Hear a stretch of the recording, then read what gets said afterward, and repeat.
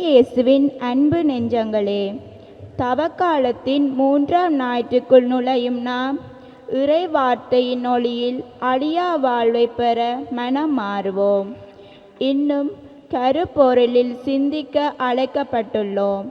நோயாலும் விபத்தாலும் வாழ மனமின்றி திடீர் மரணங்களுக்கு ஆளானவர்கள் எல்லோரும் கொடிய பாவிகளும் அல்ல.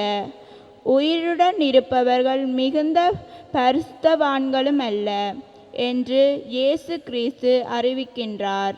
மனம் மாற்றத்துக்காக அவ்வப்போது அருளப்படும் முறைவார்த்தை வழியாக மனமாற்றமடைவது அவசர தேவையாக கூறுகின்றனர். மீண்டும் மீண்டும் பாவ வாழ்வில் சிக்கிக் கொள்பவர்கள் கடவுளின் இரக்கத்தை பெற வாய்ப்பில்லாமல் போகின்றார்கள். அத்திமரம் போல் வெட்டப்படும் அனுபவம் நம் வாழ்வில் வராமல் இருக்க இன்றே நம் வாழ்வில் மனமாற்றத்தை முன்னெடுப்போம். எந்தவித எதிர்பார்ப்பும் நிபந்தனையும் இன்றி தீயவற்றை விட்டொழித்து தூய ஆவியை பெற்று கனி கொடுக்கும் வாழ்வு வாழ்ந்திட தொடரும் பலியில் மன்றாடுவோம். தந்தை மகன் தூயாவியாரின் பெயராலே. நம் ஆண்டவராகிய இயேசு கிறிஸ்துவின் அருளும் கடவுளின் அன்பும் தூயாவியாரின் நட்புறவும் உங்கள் அனைவரோடும் இருப்பதாக.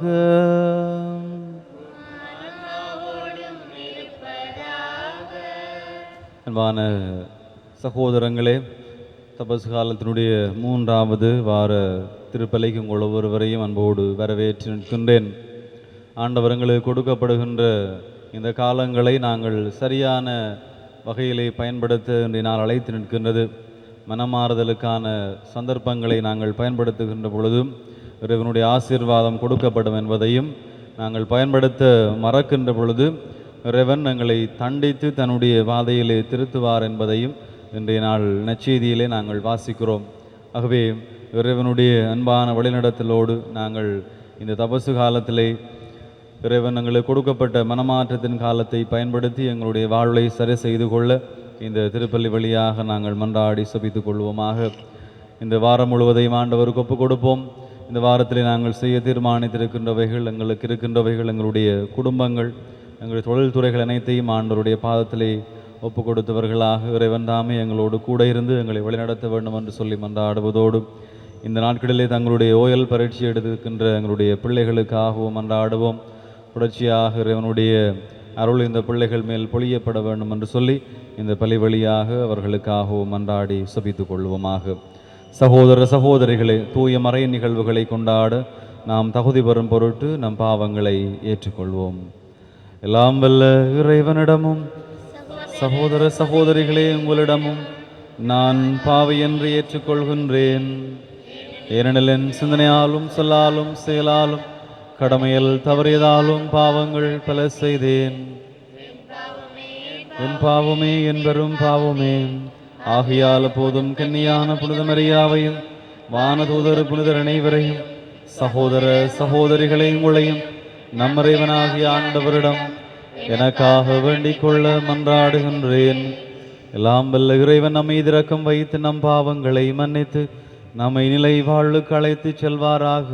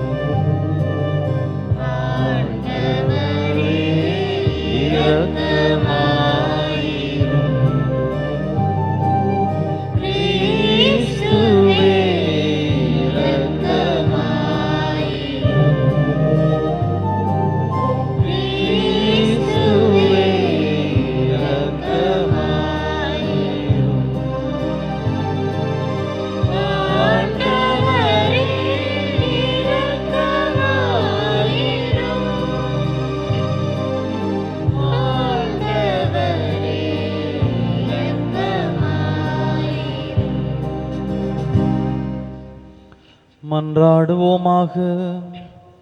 இறைவா, இரக்க பெருக்கத்துக்கு முழுமையான நன்மைக்கும் காரணரே, பாவிகளின் உண்ணா நோன்புகள், இறை வேண்டுதல்கள், இரக்கச் செயல்கள் ஆகியவற்றின் வழியாக எங்களுக்கு பாவ மன்னிப்பை வழங்குகின்றீர். எங்களது தாழ்ச்சி மிக்க பாவ அறிக்கையை கனிவுடன் கண்ணோக்கி மனச்சான்றினால் நொறுங்குண்ட எங்கள் உள்ளங்களை உமது இரக்கத்தால் என்று உயர்த்துவீராக. உமோடு தூயாவியார் நொன்றிப்பில் இறைவனாய் என்றென்றும் வாழ்ந்து ஆட்சி செய்கின்ற அவர் வழியாக உம்மை மன்றாடுகின்றோம். முதல் வாசகம். விடுதலை பயண நூலிலிருந்து வாசகம். அந்நாட்களில் மோசே மிதியாவின் அர்ச்சகராகிய தம் மாமனார் இத்திரோவின் ஆட்டு மந்தையை மேய்த்து வந்தார். அவர் அந்த ஆட்டு மந்தையை பாலை நிலத்தின் மேய்ச்சிக்காக ஓட்டிக்கொண்டு கடவுளின் மலையாகிய ஒரேபே வந்தடைந்தார். அப்போது ஆண்டவரின் தூதர் ஒரு முட்புதரின் நடுவே தீப்பிழம்பின் அவருக்கு தோன்றினார். அவர் பார்த்தபோது முட்புதர் நெருப்பால் எரிந்து கொண்டிருந்தது. ஆனால் முட்புதர் தீர்ந்து போகவில்லை.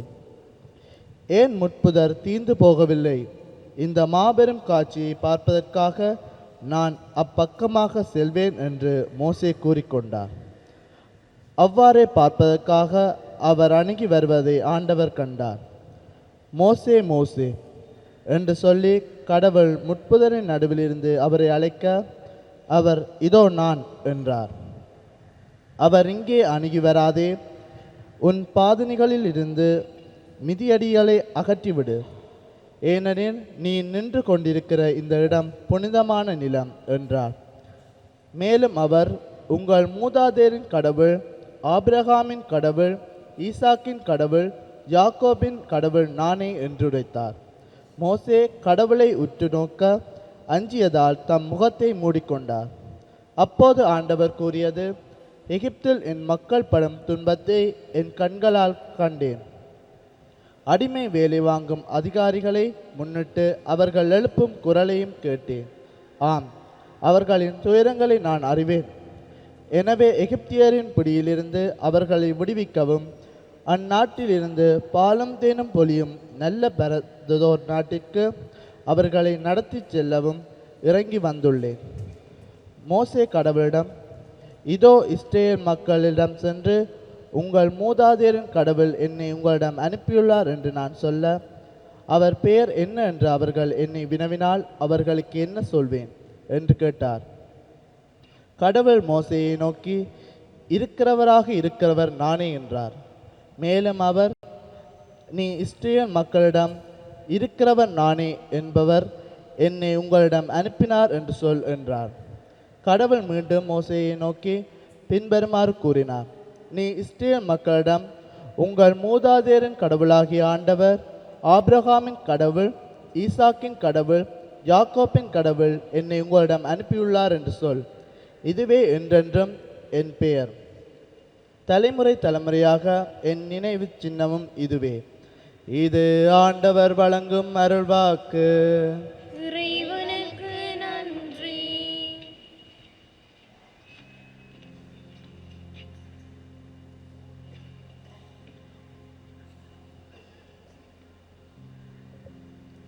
உங்கள் பதிலாக ஆண்டவர் இரக்கமும் அருளும் கொண்டவர்.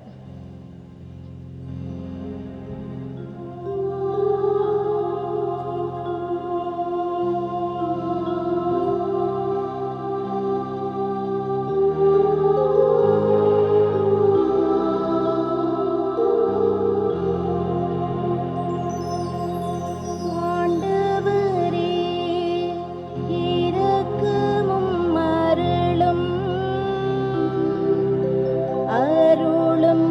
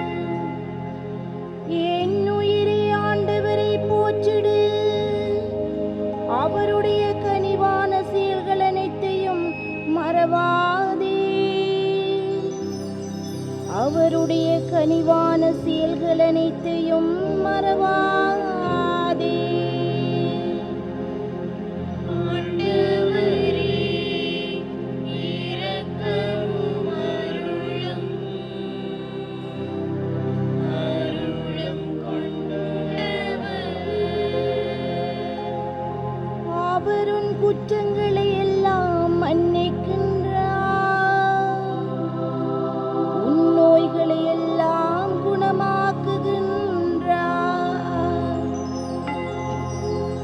அவர் என் உயிரை படுகொலியில் நின்று மீட்கின்றார்.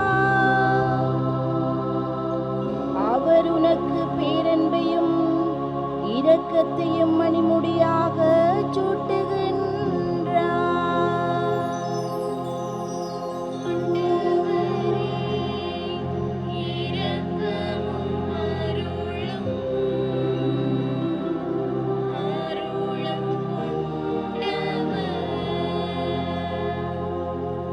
ஆண்டவரின் செயல்கள் நீதியானவை. ஒடுக்கப்பட்டோர் அனைவருக்கும் அவர் உரிமைகளை வழங்குகின்றார். அவர் தம் வழிகளை மோசேக்கு வெளிப்படுத்தினார். அவர் தம் செயல்களை இஸ்ராயேல் மக்கள் காணும்படி செய்தார்.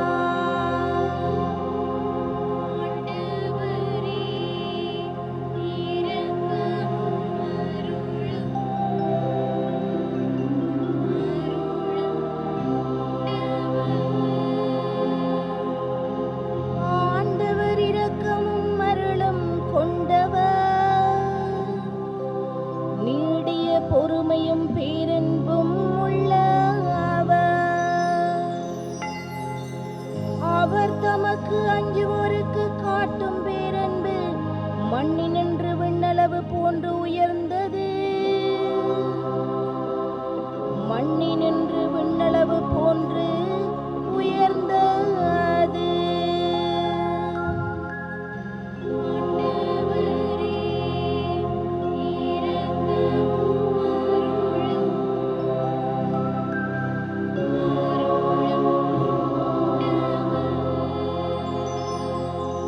ஆண்டவரே, இரக்கமும் அருளும் கொண்டவர்.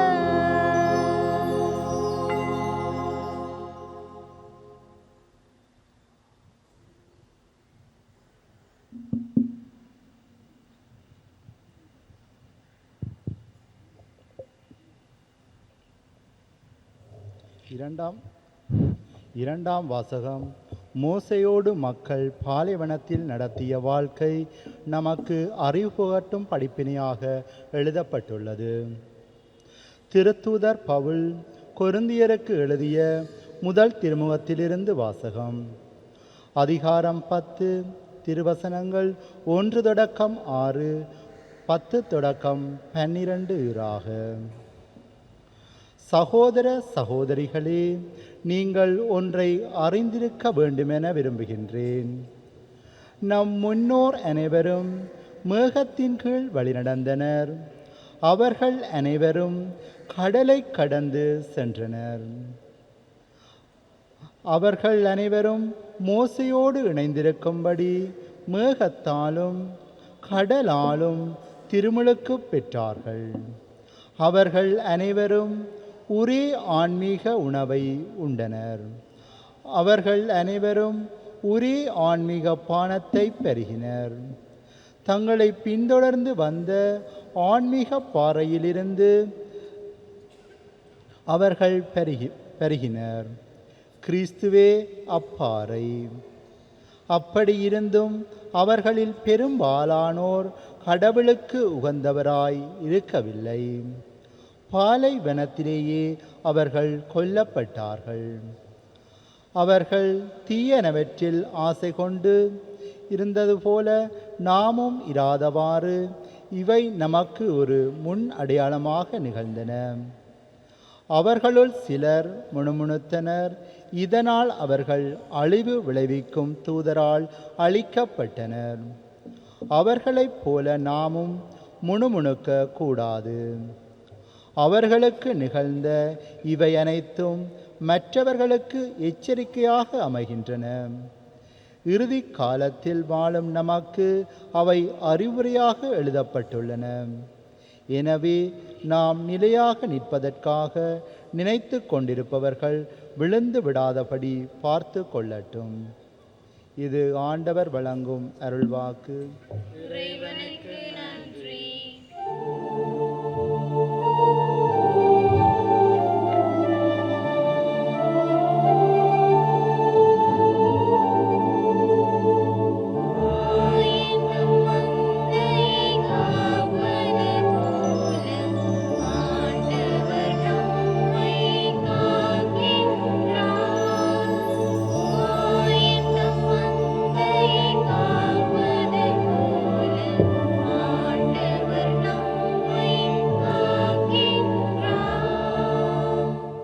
மனம் மாறுங்கள், ஏனெனில் விண்ணரசு நெருங்கி வந்துவிட்டது என்கிறார் ஆண்டவர்.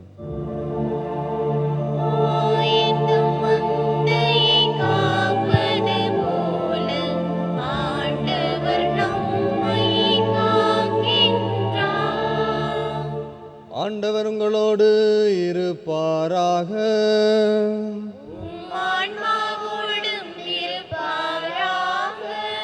புனித லூக்கா எழுதிய தூய நற்செய்தியிலிருந்து வாசகம். ஆண்டவரே, மாட்சி உமக்கே.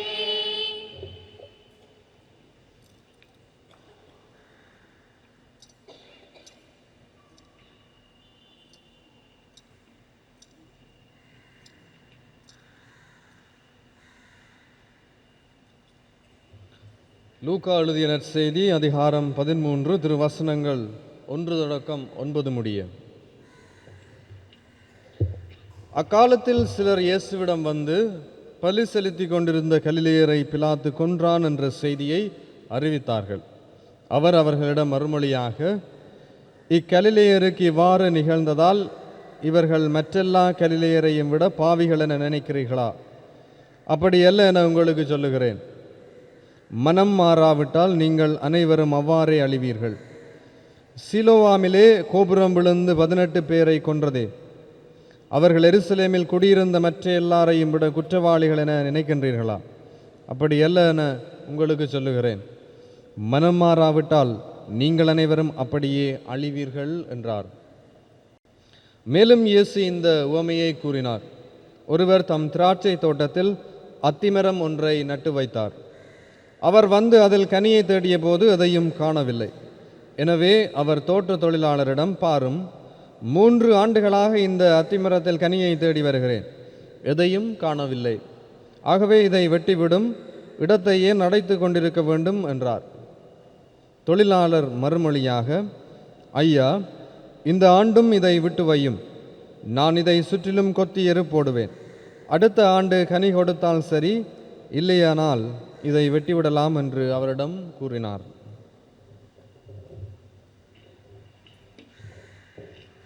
வாழ்வு தரும் கிறிஸ்து இயேசுவின் நற்செய்தி.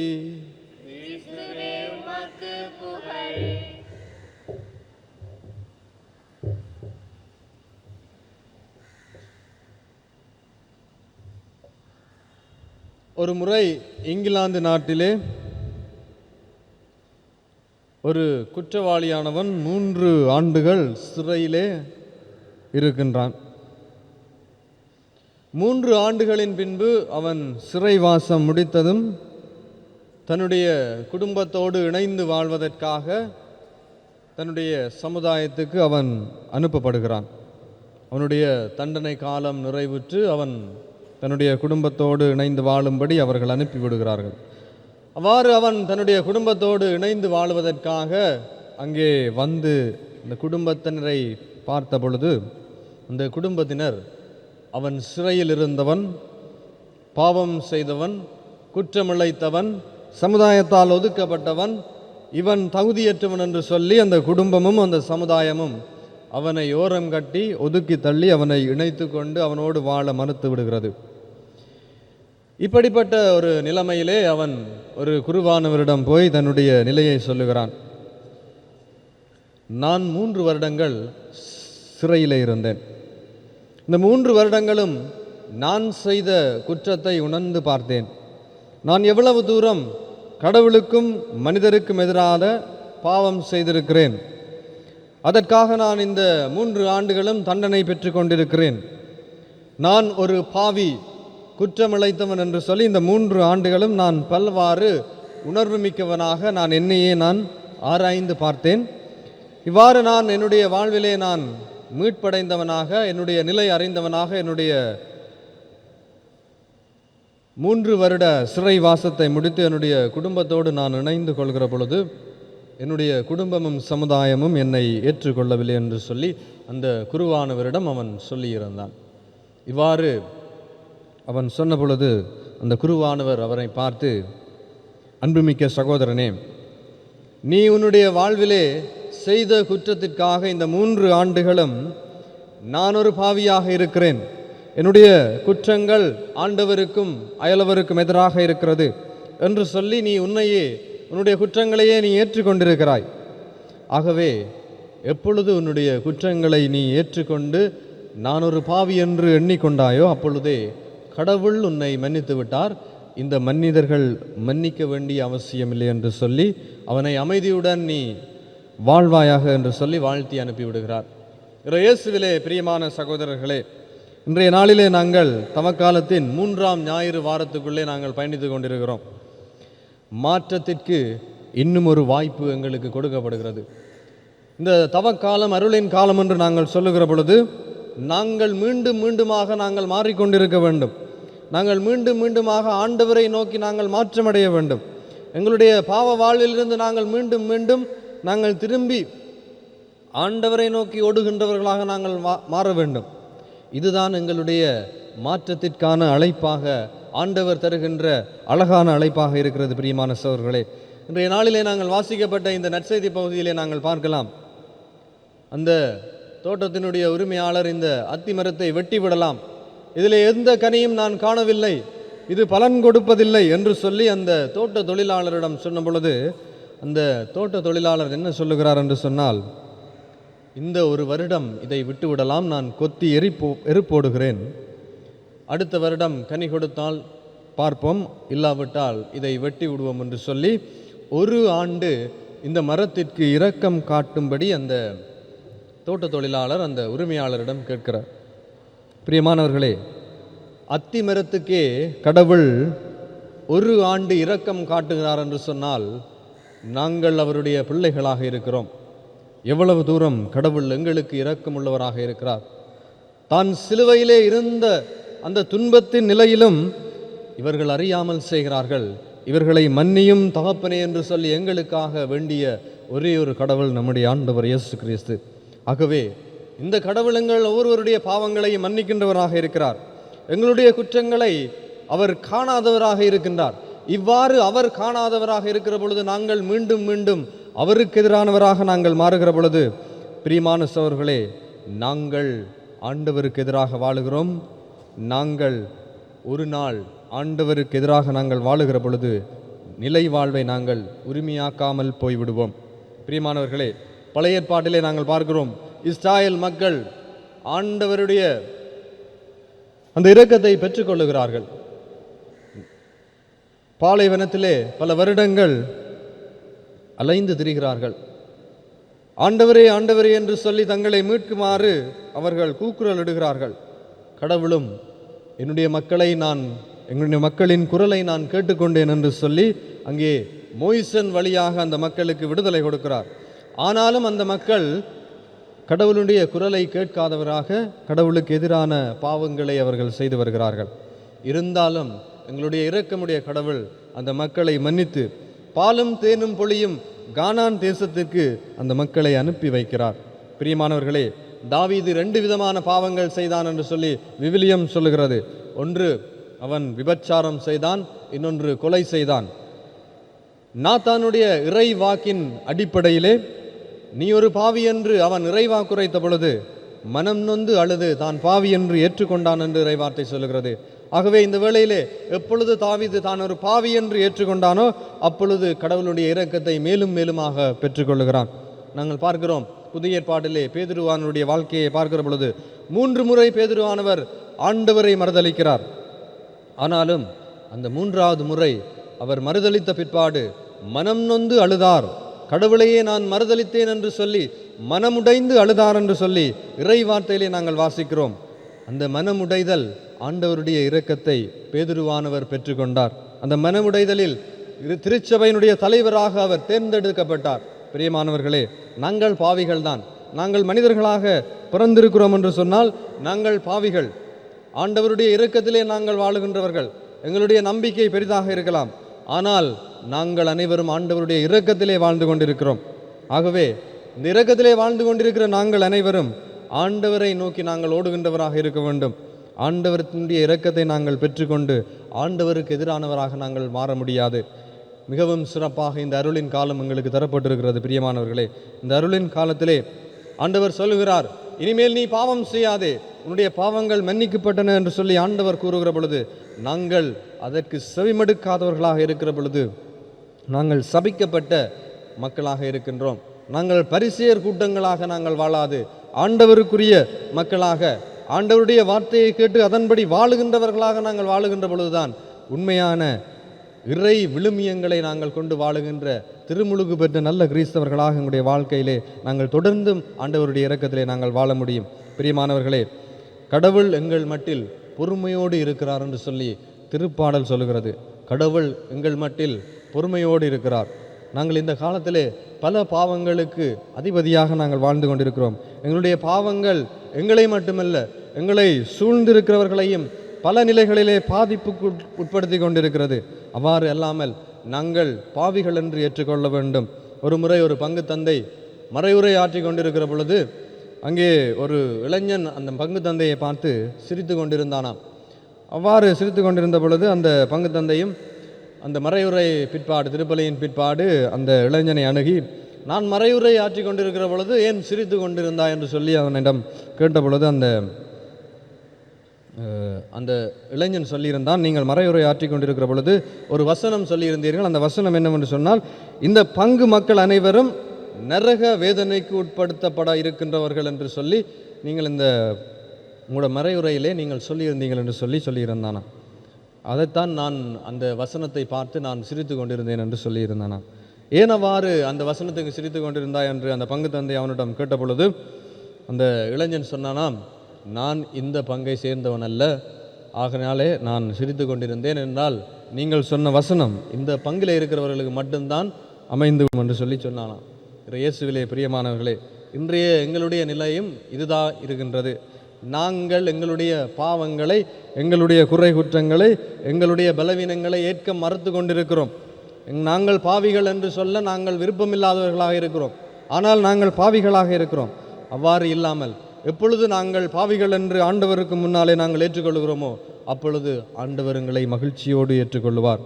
ஆகவே ஆண்டவரின் இரக்கத்திலே வாழ்ந்து கொண்டிருக்கிற நாங்கள் பாவிகள் என்பதை முழுமையாக ஏற்று ஆண்டவர் பாதையிலே தொடர்ந்தும் அவர் இரக்கத்தில் பயணிக்க மன்றாடுவோம்.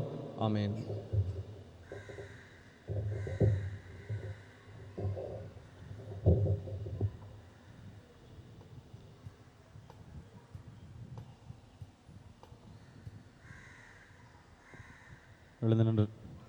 எழுந்து நின்றவர்களாக எங்களுடைய நம்பிக்கை அறிக்கையை பாடி சுபித்துக் கொள்வோம்.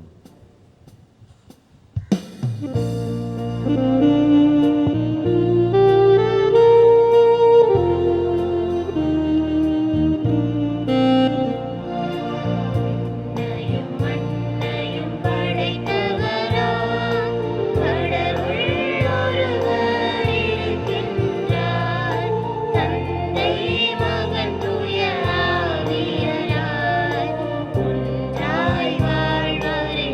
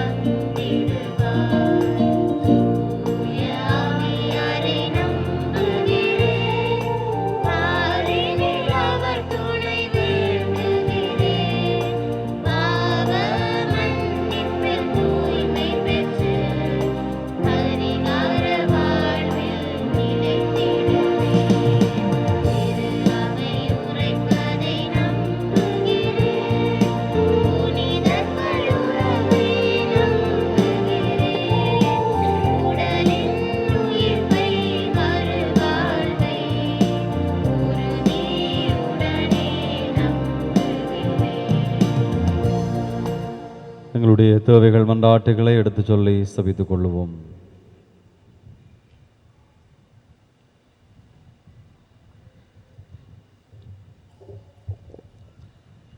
திரு அவைக்காக மன்றாடுவோம்.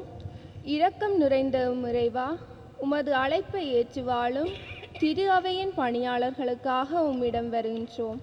அவர்கள் பணிவாழ்வில் ஏற்படும் சவால்களை எதிர்கொண்டு தங்கள் அர்ப்பண வாழ்வில் என்றும் உறுதியும் உண்மையும் உள்ளவர்களாக இறைபணியாற்றிட தேவையான ஆவியின் கொடைகளை பொழிந்தருள வேண்டுமென்று இறைவா உம்மை மன்றாடுகின்றோம். ஆண்டவரே, எங்கள் மன்றாட்டை கேட்டருளும். மனமாற்றம் பெற மன்றாடுவோம். இரக்கமே உருவான இறைவா, பாவ வாழ்வில் சிக்குண்டிருக்கும் அனைத்து மக்களும் இறைவார்த்தையின் வழியாக உண்மையான மனமாற்றத்தினை பெற்று இறைமகன் இயேசுவின் வழியே ஒளி கொடுக்கும் பாதை என்பதை உணர்ந்தவர்களாக வாழ வரமருள வேண்டுமென்று இறைவா உம்மை மன்றாடுகின்றோம். ஆண்டவரே, எங்கள் மன்றாட்டை கேட்டருளும். துன்புறுவோருக்காக மன்றாடுவோம். நலம் தரும் மருத்துவரே இறைவா, நோயினால் வாடுவோருக்காகவும் கைவிடப்பட்டவர்களுக்காகவும் உம்மிடம் வருகின்றோம். நோய்களோடும் வேதனைகளோடும் கண்ணீரோடும் வீடுகளில், வைத்தியசாலைகளிலும் வயோதிப இல்லங்களிலும் வாழும் மக்களோடு நீரே நல்ல தகப்பனாகவும் நண்பனாகவும் இருந்து அவர்களுக்கு தேவையான ஆறுதலையும் விடுதலையும் அளித்தருள வேண்டுமென்று இறைவா உம்மை மன்றாடுகின்றோம். ஆண்டவரே, எங்கள் மன்றாட்டை கேட்டருளும். இறை உறவில் வாழ மன்றாடுவோம்.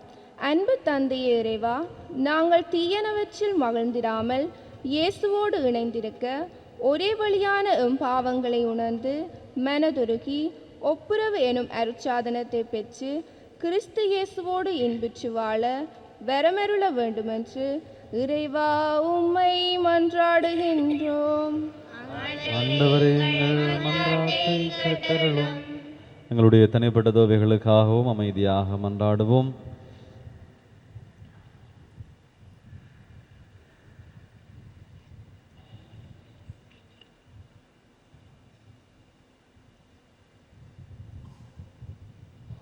வெற்றிலாம் எங்கள் ஆண்டவராகிய கிறிஸ்து வழியாக உம்மை மன்றாடுகின்றோம்.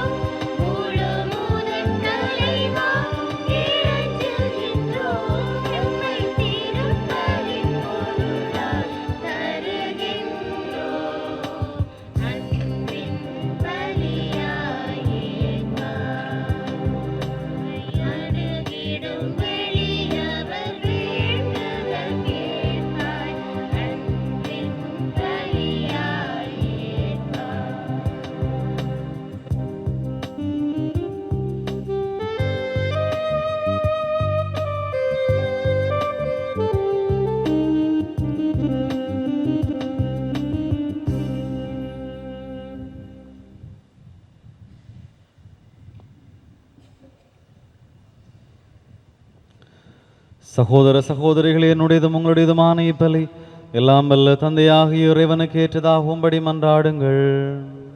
ஆண்டவர் தமது பேரின் புகழ்ச்சிக்காகவும் ஆட்சிக்காகவும் நமது நன்மைக்காகவும் புனித திருவிழாவினருக்காகவும் உமது கையெழுந்தி பலியை ஏற்றுக்கொள்வாராக. ஆண்டவரே, இப்பலிகளால் மனநிறைவு அடைந்து எங்களுக்கு அருள் புரிவீராக. எங்கள் குற்றங்களிலிருந்து எங்களை மன்னிக்க வேண்டுகின்ற நாங்கள் பிறருடைய குற்றங்களை மன்னிக்க முயல்வோமாக. எங்கள் ஆண்டவராகிய கிறிஸ்து வழியாக உம்மை மன்றாடுகின்றோம். ஆண்டவர் உங்களோடு இருப்பாராக. ஆன்மாவோடும் இருப்பாராக. இதயங்களை மேலே எழுப்புங்கள். ஆண்டவரிடம் எழுப்பியுள்ளோம். நம் இறைவனாகிய ஆண்டவருக்கு நன்றி கூறுவோம். அது தகுதியும் நீதியுமானது. ஆண்டவரே, தூயவரான தந்தை என்றும் உள்ள எல்லாம் வல்ல இறைவா, என்னாலும் இவ்விடத்திலும் நாங்கள் உமக்கு நன்றி செலுத்துவது மெய்யாகவே தகுதியும் நீதியுமாகும், எங்கள் கடமையும் மீட்புக்குரிய செயலுமாகும். உம்முடைய பிள்ளைகளின் உள்ளங்களை தூய்மைப்படுத்தி புதுப்பிக்க பயனுள்ள இச்சிறப்பான காலத்தை ஏற்படுத்தினீர்.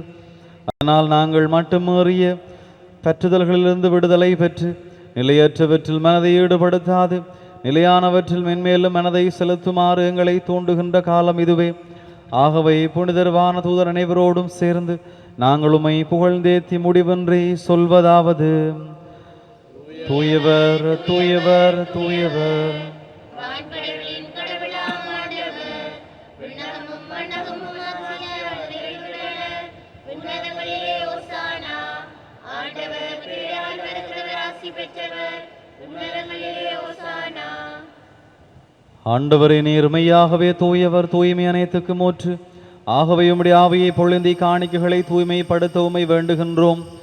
இவ்வாறு எங்கள் ஆண்டவர் இயேசு கிறிஸ்துவின் உடலும் இரத்தமுமாக எங்களுக்கு இவை மாறுவனவாக. அவர் பாடுபட உளம் கிணைந்து தம்மை கையளித்த போது அப்பத்தை எடுத்து நன்றி செலுத்தி அதை பிட்டு தம் சீடர்களுக்கு அளித்து அவர் கூறியதாவது: அனைவரும் இதிலிருந்து பெற்று உண்ணுங்கள், ஏனெனில் இது உங்களுக்காக கையளிக்கப்படும் என் உடல்.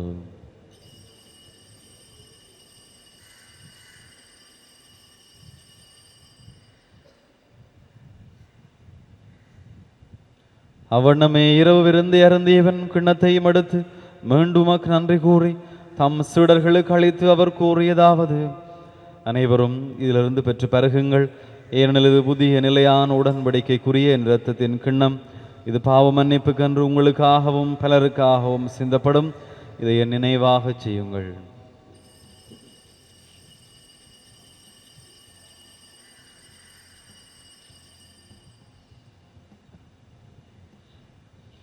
நம்பிக்கையின் மறைபொருள்.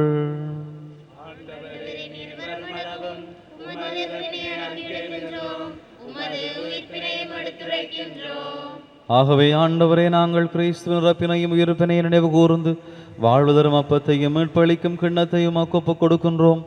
உம் திருமண் உமக்கு ஊழியம் புரிய தகுந்தவர்களே நாங்கள் ஏற்றுக்கொண்டீர். எனவே உமக்கு நன்றி செலுத்துகின்றோம். மேலும் கிறிஸ்துவின் உடலிலும் இரத்தத்திலும் பங்கு கொள்ளும் எங்களை தூய ஆவியார் ஒன்று சேர்க்க வேண்டும் என உமை தாழ்மையுடன் மன்றாடுகின்றோம். ஆண்டவரை, உலகெங்கும் பரவியிருக்கும் உமது திரு அவையை நினைவு கூர்ந்தருளும். எங்கள் திருத்தந்தை பிரான்சிஸ், எங்கள் ஆயர் ஜஸ்டின் பெர்னார்ட், ஞான பிரகாசம், எல்லா திருநிலையர் ஆகிய அனைவரோடும் உமது திரு அவை அன்பில் நிறைவு பெறச் செய்தருளும். மேலும் இருத்தலும் எதிர்நோக்குடன் துயில் கொள்ளும் எங்கள் சகோதர சகோதரிகளையும் இறந்தோர் அனைவரையும் இரக்கத்துடன் நினைவு கூர்ந்து உமது திருமுகோளியினுள் ஏற்றருளும். எங்கள் அனைவரும் மீதும் இரக்கமாயிரும். கடவுளின் கன்னித்தாயான புனித மரியா, அவருடைய கணவரான புனித ஜோசேப்பு, புனித திருத்தூதர்கள், இவ்வுலகில் உமக்கு உகந்தவராயிருந்தோர் ஆகிய புனிதர் அனைவருடனும் நாங்கள் இலை வாழ்வில் பங்கு கொள்ளும் தகுதி பெற்று உம் திருமகன் இயேசு கிறிஸ்து வழியாக உமை புகழ்ந்தேத்தும் வரமரள உமை மன்றாடுகின்றோம்.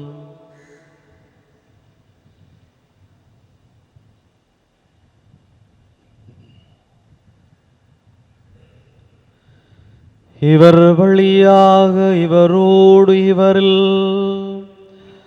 எல்லாம் வல்ல இறைவனாகிய தந்தையே, தூய ஆவியாரின் ஒன்றிப்பில் எல்லா புகழும் மாட்சியும் என்றென்றும் உமக்கு உரியதே.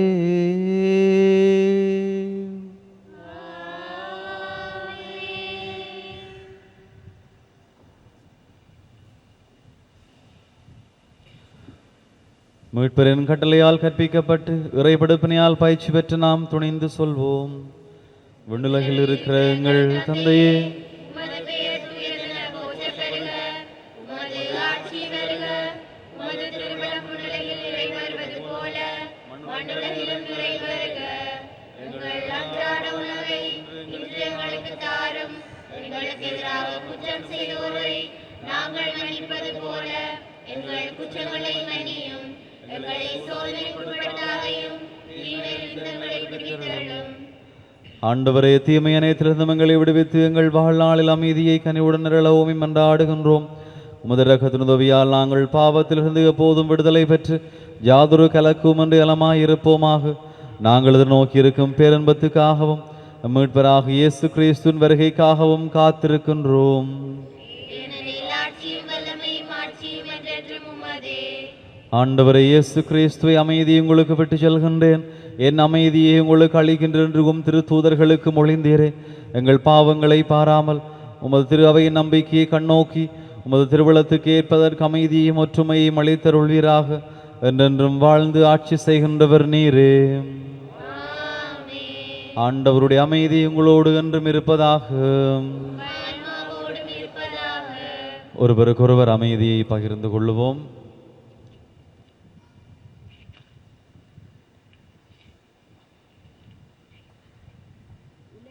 பாவங்களை போக்கும் இறைவனின் செம்மறியே, எங்கள் மேல் இரக்கமாயிரும்.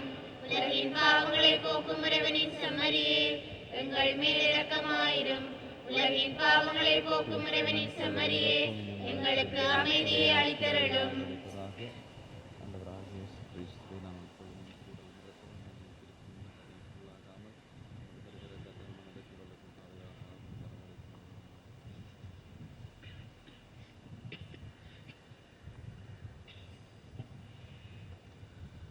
இதோ இறைவனின் செம்மறியவரே, உலகின் பாவங்களை போக்குபவர். செம்மறியின் திருவிருந்து களைக்க பெற்றோர் பேறு பெற்றோர். ஆனால் ஒரு வார்த்தை மட்டும் சொல்லியருளும், எனது ஆன்மா நலமடையும்.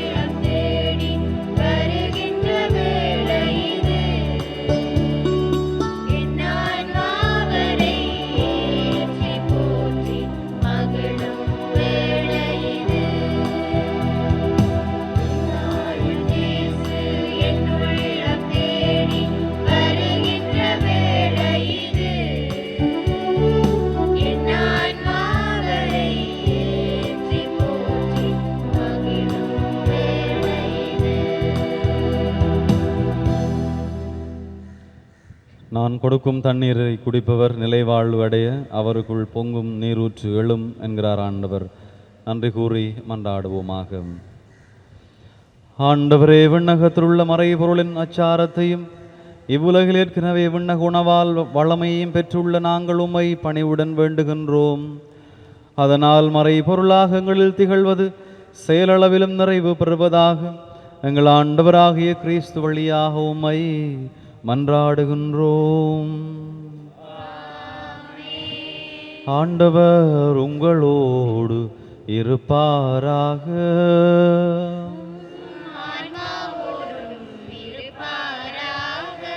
எல்லாம் வல்ல இறைவன் தந்தை, மகன், தூயாவியார் உங்களுக்கு ஆசி வழங்குவாராக. சென்று வாழுங்கள். திருப்பலி நிறைவேறிற்று. இறைவனுக்கு நன்றி.